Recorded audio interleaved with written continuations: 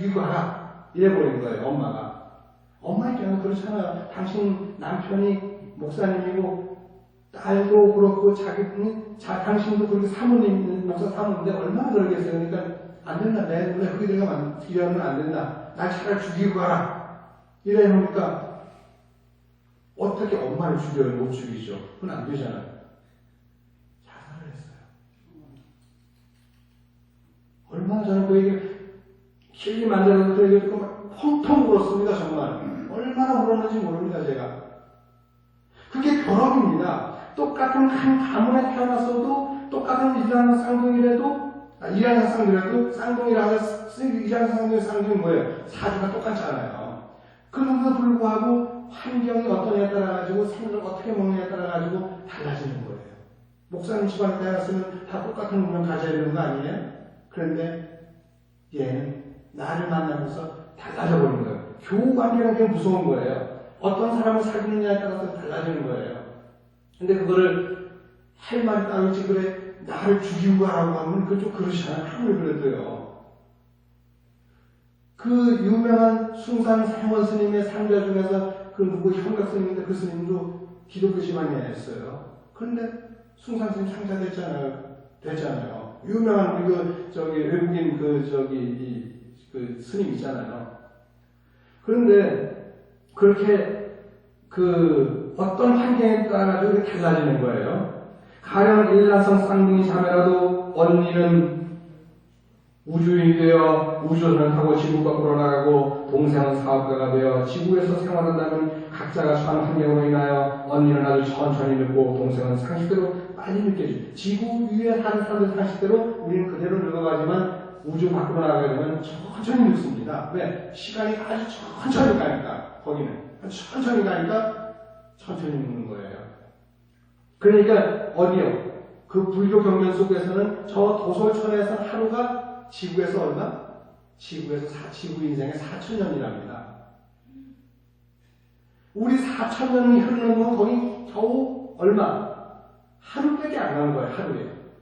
그만큼 불교 경전 속에서도 이미 그런 얘기를 합니다. 요즘 정말 인터스텔라에서 할 수 있는 얘기를 이미 불교 경전 속에서는 그런 얘기를 하고 있거든요. 저는 그런 걸 끄집어내가지고 불교를 이렇게 연결시키는데 그걸 사람들 잘 모르는 거예요. 얼마나 불교 경전이 멋있습니까? 그 불교 경전 속에서 이미 도솔천에서는 이미 도솔천 4,000년이 인간이 1년이다라고 했습니다. 하루라고 했습니다. 근데 좀 뻥이 시긴 세긴 세죠.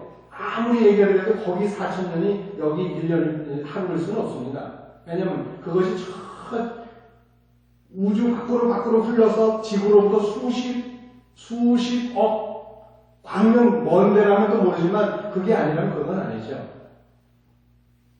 그래서 그렇게 달라집니다. 중생이란 태어날 때부터 여러 가지 인연이 모여 태어나기도 하지만 중생이란 인연으로 생을 살아가는 존재라는 뜻입니다. 따라서 무인연이라는 것이 공업 속에 속한 결합입니다. 비록 한날 시에 태어났다 해도 환경에 따르면 운명이 달라집니다. 거기가 끝나갑니다. 교우관계에서 학문의 선택에서 배우자에 따라 삶이 달라집니다. 똑같은 쌍둥이라 하더라도 배우자가 누구에 따라 가지고 달라지는 건 운명이 달라지는 거예요. 똑같은 쌍둥이 자매를 아내를 맞을 수 없지 않습니까? 똑같은 쌍둥이 형제를 남편을 맞을 수 없지 않습니까? 그러다 보니까 배우자가 누구에 따라서 인생도 달라지는 거죠.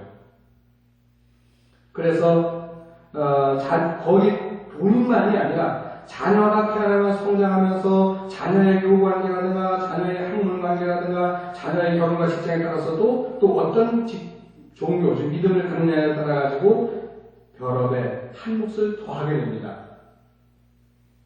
종교가 뭐냐에 따라서 달라지는 거예요. 그렇게 그 일하는 쌍둥이인데도 그 아이가 불교를 좋아하게 되면서부터 운명이 바뀐 거예요. 그냥 가게 놔두지. 너무 안타깝잖아요. 그래서 그 이후에 그 사모님이 저를 너무 싫어해가지고 제가 그 길을 못 갔습니다. 근데 나중에 뭐라면 한번 제가 이제 2008년도 그 12월 달인가? 제가 2018년도 11월 달에 우리 능성 박사님이 저를 초빙을 해가지고 초대를 해서 저기 일본에 갔다 왔는데, 갔다 와가지고 다시 이제 아프리카 나갔는데, 그때 그 목사님이 사모님 저를 보자고 그러더라고요. 그래 갔더니, 스님 제가 스님을 정말 미워했거든요. 그런데 제 자신이 너무 믿습니다 그러더라고요. 그래서 그렇게 생각하지 말라고 제가 위로를 해드리고 나왔습니다만, 그렇게 자식도 만들어내는 건 아닙니다. 그렇게 억지로 해서는 안 되는 거죠. 그런데 사주 하나로 어떤 사람의 운명을 점친다고요? 태어나는 순간은 짧습니다. 산모의 산도를 벗어나 산소라는 위기와 맞닥뜨리면서 첫 울음을 시작하는 순간은 아무리 너무 작아도 1분입니다. 아기가 왜 우는지 아세요? 태어나자마자? 어머니 태에서는 산소를 접하지 못했습니다. 우리가 느끼는 이 산소를 접하지 못한 거예요. 근데 태어나는 순간에 뭐밖에 없었어요? 태어나는 순간에 질소밖에 없었습니다. 산도에는 질소만 있습니다. 어머니 태에서 이렇게 자궁에서 빠져나오면 그 사이에는 산소가 없고 오직 질소만 있습니다.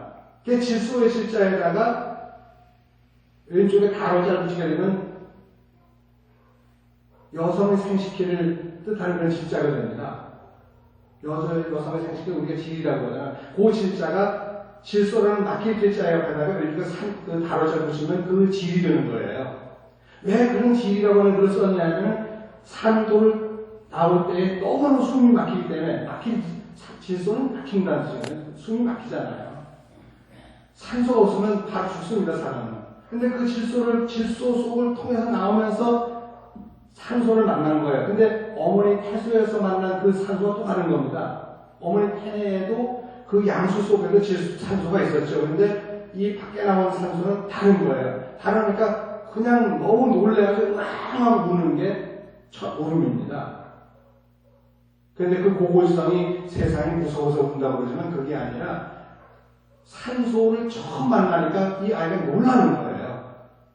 그러면서 그 산소를 만났는데 호흡하지 못하는데 죽을 수도 있지 않습니까? 그러니까 어떻게 때려서든지 하니까 이 아이가 으앙하면서 기가 통하도록 만들어주는 거예요. 산소의 기가 통하도록.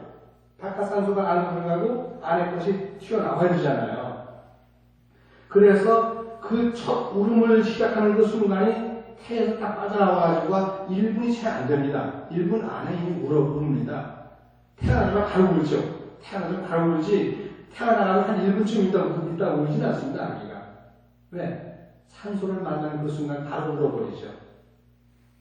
근데 그걸 못 울으면 사산일 가능성이 높습니다. 아니면 어떻게 엉덩이를 골디를 쳐가지고 얘가 토해내게 만들어야 된다. 막힌 것을 토해내게 만들어야만 산소가 비로소 공급이 되거든요. 그 산소는 그렇게 중요한 겁니다. 우리는 모르게 지금 살지만 이 산소 없으면 지금 못 사는 거예요. 그 아기도 그렇게 해서 첫 울음을 울지요. 제가 생물학을 공부를 많이 했습니다. 그래서 압니다. 생물학, 생리학을요. 그 짧은 1분의 시간으로서 인간의 80년을 제가 어제 계산을 들어보니까 80년을 들어보니까 분으로 따지면 초분이잖아요. 1시간 60분이잖아요. 분으로 따지니까 80년 하면 얼마 나오면 4,204만 8,000분이더라고요. 서강원 목사님 80년 사시다 가셨으니까 80년 사셨으면 잘 사신 거예요. 저도 앞으로 그러면 만으로 따져도 앞으로 한 10몇 년 정도 남았겠지만 80년 사면 많이 사신 거죠. 80년이래봐 돈으로 따지니까 4,204만 8,000분이더라고요. 그래서 4,204만 8,000분을 갖다 겨우 1분 동안 짧은 걸 가지고 그 전체를 계산한다고요? 그건 안 되는 거죠. 관상이라고 하는 속에는 그 사람의 삶이 이게 묻어 있습니다. 배어 있습니다. 이 사람 앞으로 어떻게 될 것인가? 관상의 삶은 보입니다. 그런데 사주는 미안하지만 그거 가지고 부족하죠. 인간은 그 짧은 1분의 시간으로서 인간의 약 80년생에 4,204만 8,000분이나 되는 긴 시간을 예단한다는 말씀입니까? 능엄한 말씀이 아니더라도 사주 하나로서 나의 운명을 예측하는 게 과연 옳은지 아직 나는 잘 모르겠습니다. 부처님 당시에 부처님의 관상을 보는 것처럼 우리가 관상을 보는 건 좀 이해가 가죠. 물론 관상 안 봐줍니다만 우리 요즘 우리 법사님 관상을 연구를 많이 하시는 것 같아요. 보면 이렇게 보면 저한테 이렇게 그 사람이 더 얘기해 주는 제가 아는 사람 얘기해 주면 거의 맞는 것 같아요. 아니 진짜예요. 왜냐면 이게 공부를 많이 하면은 저절로 터득이 되는데, 제가 보니까 법사님은 그런 쪽에 좀 이렇게 이제 눈을 뜨시는 것 같아요. 제가 자리 깔아드렸어요. 자리 깔아드린다. 아니, 왜냐면 이게 중요한 얘기입니다. 왜 부처님은 금강경에서 그렇게 많이 뭘 얘기했냐면, 그게 계속 나도 됩니다. 많이 얘기했냐면, 32상 홍 얘기를 엄청 많이 했어, 금강경에서. 왜? 생시는 한 번도 얘기 안 하면 맨날 32상만 얘기합니다. 상은 중요하니까. 상은 중요. 야기새끼나 이음성과 시면서 불면서 그래서 색으로, 모습으로 보거나 소리로 듣지 나를 판단하지 말라고 하시면서도 당신은 32상 80성을 다 주셨거든요. 왜 그게 중요하냐. 왜 또 그런 말까지, 그만큼 중요하다는 얘기입니다. 32상 80성을 보지 말라 하면서도 당신은 가지고 있는 게 소중한 거예요. 여러분들이 만약에 어디 가가지고, 제가 스리랑카 갔더니 스리랑카 그 스님은 손금을 봐주는데, 그때 병원 원장이면서, 개인병원 원장이면서 손금을 봐주는데, 손금을 매주 한 번씩 제가 수요일마다 보더라고요. 근데, 법문을 할 때에는 사람이, 지금 우리 여기는 더 적어요. 여기도 더 적어, 법문할 때는. 하나 봐야 한 대여섯 명밖에 안 돼요.